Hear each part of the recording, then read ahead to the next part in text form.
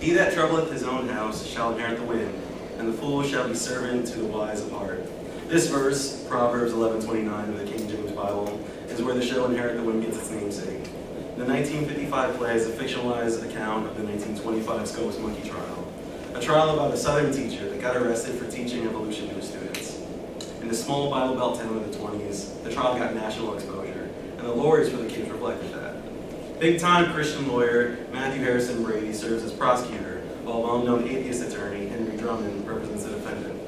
These two men are polar opposites in every way possible.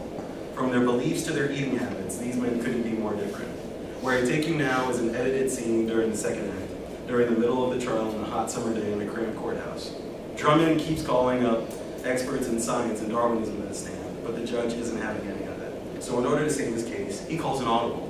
He calls to the stand an expert on the Bible. And it just so happens that the expert on the Bible that he calls is none other than the attorney he's working against. And that's where we begin. Mr. Brady, am I correct in calling you an authority in the Bible? I believe it is not boastful to say that I have studied the Bible as much as any layman, and I have tried to live according to its precepts. Bully for you. Now, I suppose you can quote me a chapter and verse right through the King James Version, can't you? There are many portions of the Bible that I have committed to memory, sir. I don't suppose you memorized the passages of Origin of Species, perhaps. I am not the least bit interested in the pagan hypothesis of that book. Never read it? Never will. Then, how in perdition do you have the gall to whoop up some holy war against something you have no knowledge about? How can you be so cocksure that the body of scientific knowledge systemized in the writings of Charles Darwin is in any way irreconcilable with the spirit of the book of Genesis? I'm sorry, would you state the question again? Our kind judge tells me I'm not permitted to ask that question a second time. But don't fret, don't fret.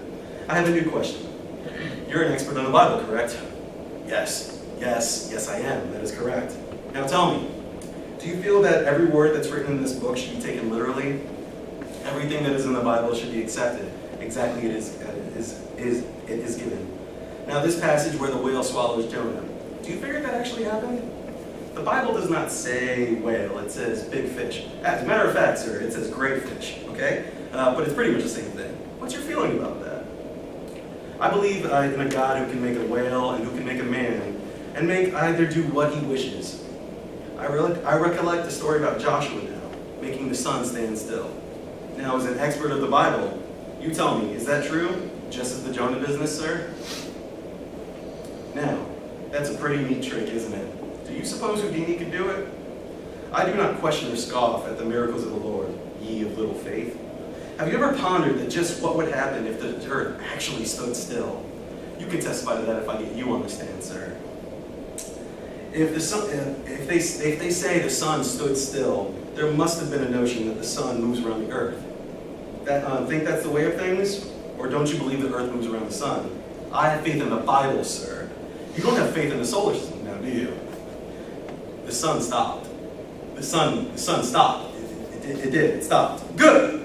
Now, if you say that actually happened, if Joshua halted the sun, that means the earth stopped spinning on its axis. Continents flew against each other. Mountains flew into the sky. And the earth, which was stopped on its axis, stopped in orbit, arrested, shriveled into a cinder, and crashed into the sun. How come they missed this little tidbit of news? They missed it, sir, because it did not happen. Watch your tone. It must have happened. According to natural law, or don't you believe in natural law, Colonel?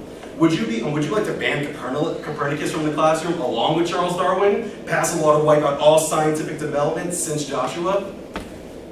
Sir, natural law was born in the mind of the Heavenly Father. He can change it, cancel it, manipulate it as he pleases. It constantly amazes me how you apostles of science and all your supported wisdom fail to grasp this simple fact. Well then listen to this, Colonel. Genesis 4:16, and Cain went out from the presence of the Lord and dwelt in the island in the land of Nod, the east of Eden. And Cain knew his wife. Where did she come from? Who? Mrs. Cain, Cain's wife. In the beginning, there was Adam and Eve, and Cain and Abel. Where did you think he get this wife from? Ever figure that out?